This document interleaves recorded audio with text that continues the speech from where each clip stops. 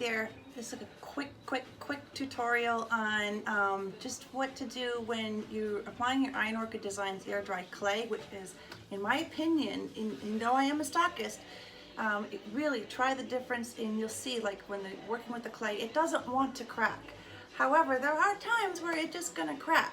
I show you in a lot of my videos in this project that we did it on IOD TV Live Wednesday Whimsy, and I show you like ways to try to eliminate it. Like when you're gluing it on, you're pressing it together in and in and in and in, and when I'm making seams with the trimmings, you know, you're just pushing them together as tight as you can before you cut them so that it's really stuffed in there. So when it shrinks, you know, the idea is that you're not going to eliminate the cracks per se. Sometimes you do, but you know, reduce the frequency of that. So let me show you really quick. This is what we did, and I'm going to show you in this video too, like how you can use a quick dry caulk to eliminate these little gaps so it's seamless with your surface, and then how I eliminated the appearance of the seams in the trim. There was only like 3 cracks, and I'll bet you can't really see them. So watch the video. If you have any questions, you know, down in the comments, just make sure you put your questions, and we're very responsive. We'll answer any questions you have. You can also private message us, reach out through our website, Seaporium.com. If you want any IOD goodies, we are a retailer. So please go to our store, Seaporium.com/store, and I hope you learned something. If you did, please share it with your friends. Share, shows you care, right? All right, so thanks for watching. So we're working with the Iron Orchid Design air dry clay.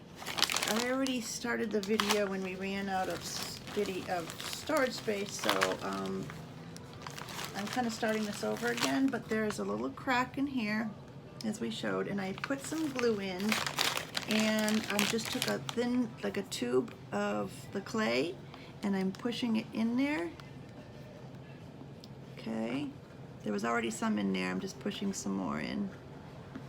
Alright, and you can do this with caulk, but I like to use the clay for this. And then you're just gonna take something, small tool, toothpick or whatever you have, and just kind of make it look like it connects.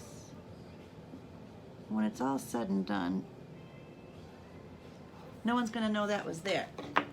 Then I want to show you, we're gonna do the same on the edge, but I want to show you on the ends, if you want it to look like it's all connected, like it was supposed to be part of it, you can do this. It's a quick dry, it's from DAP Alex Fast Dry. It's a latex, and with a damp finger you can push it into the edges, and that it's like when you're doing your molding, you trim molding at home. Okay, and then you just wipe that off. You could do the same to the elements up here. So let me get really quick because I'm gonna run out of storage space. All right, right here, right along the edge, and best you can. You can even get like a Q-tip into like the real tight spots, and then take like a damp rag or a paper towel around your finger and just keep wiping it in. Go thinner on your finger, start fat, and then go into your pinky finger, you know, and just keep winding it in until, you know, it's not showing very much. Just keep pushing it in, wiping off. And now when that dries, you'll be able to paint it and it'll all look like it belonged there. Again, I'm going to show you really quick here on the end. I'm going to use this, it's the Aleene's. When I did this on the video, I used the Tight Bond Quick and Thick. It looks like this. But today I'm using the Fast Grab Tacky Glue from Aleene's, and that's just to get the clay in at the base of it to stick.